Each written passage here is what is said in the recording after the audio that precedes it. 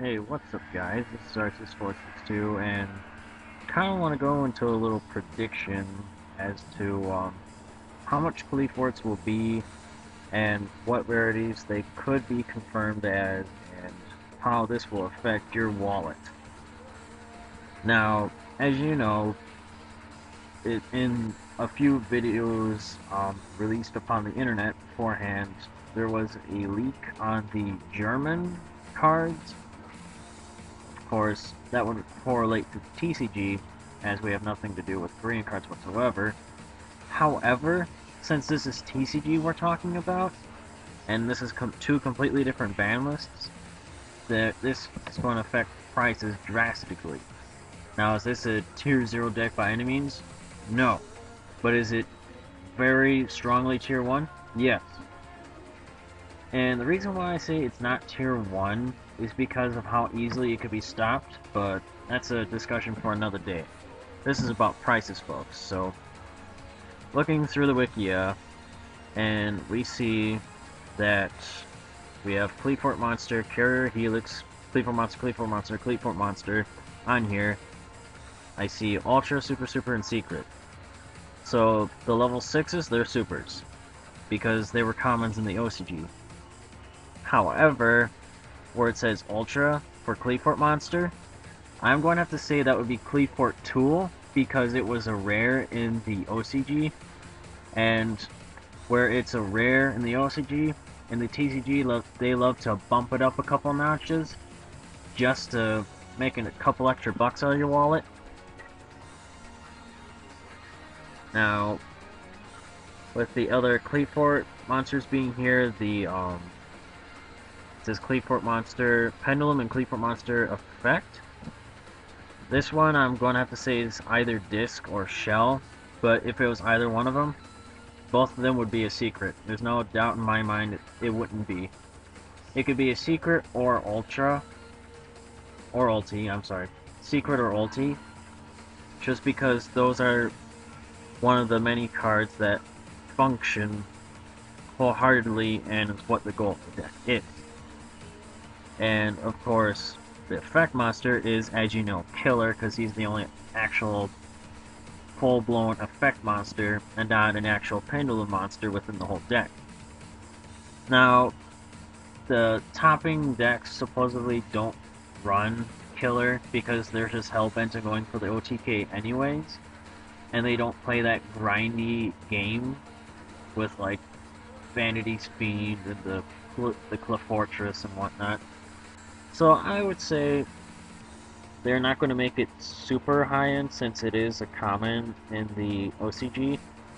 They might make it an Ultra or Ulti because of the fact it is the kind of the cover card of that archetype. And if we look down here further, once I get to it. Okay, Qliphort spell cards. It says Equip spell and field spell. So Qliphort is confirmed as an Ultra, although I think that would be the only rarity for it to be in, as the other archetypes are being promoted in this, and this is not like the cover archetype of this pack, so it's not like the main one that they want to promote. And the field spell, the Qliphorts, I would have to say that this might be a super only because of the fact that a lot of people don't play it in the OCG because for some reason you have to go for the OTK because, you know, that's why our lists are completely different, because their list is rampant and wild, and I would say it's far less competitive over there than it is over here. And their system of getting like top 32 or whatever is completely different from what it is over here. And since we are the more competitive bunch, we get the higher end rarity stuff, and we get a lot of exclusives that they get later on, which is usually like not even a month later that they all get that stuff anyway, so it doesn't really matter. And half of our exclusives suck dick anyway, so why the fuck bothers?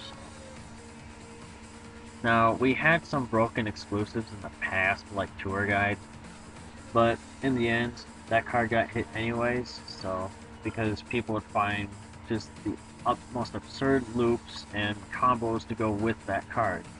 I mean, we have Burning Abyss and Scar to go with it, we have 3 tour guides. So, other than that, that's my opinion. Qliphorts is going to be a super. The Qliphort has been confirmed as an ultra, and it's going to stay as an ultra. The Tool is going to be an ultra. Carrier and Helix are going to be supers. The Disc and Shell are going to be secrets. Maybe ultis, maybe, along with it, because that's the way Odd Eye's Pendulum Dragon was. And, I'm sorry. And the Apple Qliphort Killer is going to be a Ultra or Ulti, because that's probably going to be another card that people want. Now, in terms of prices, it depends on how hyped the deck is, and it's pretty hyped right now. And if it continues receiving the same amount of hype until the deck comes out, then I would say the lower end cards like the supers, which would be Qliphorts, in my opinion, the Carrier and Helix, aka Archive and Genome, those will probably be around the $10 to $12 range, $8 to $12 range, I'm sorry. And then the Tool is going to be the most expensive of the entire deck, because that is what makes the deck work, that makes the deck's wheels turn, and it gets the ball rolling. And ultimately is what makes the deck itself. That is the card of the deck. And I would place those at probably like 30 35s, if not 35 40s. And then Disc and Shell, I would probably place those at 20s, 25s, because of the fact that they're just that good. And then Apple Qliphort Killer, I would probably put him at 15 strong and probably not much higher than that, because here's my reason. You don't really want to run multiples of him, because by the time he's out, he's practically invincible, and the only way your opponent can really get rid of it is like Solemn Warning, or killing it in battle, which is very rare these days for a 3k beater to get beaten in battle, other than Honest or Crane, you know. But at that point, you should have answers to stop your opponent anyways, from even getting the monster out in the first place. And just the way that deck operates, since you're running skill drains and soul drains, it stops a lot of answers dead in their tracks. So soul drain would just completely nullify Honest, because Honest discards as a cost, I believe, to activate his effect. And then same thing with Crane, it completely destroys Dark Worlds, it destroys Boojins, it destroys a lot of things. And that's why I think some cards like Soul Drain and Skill Drain are going to continue to go up and up and up. But that's just me.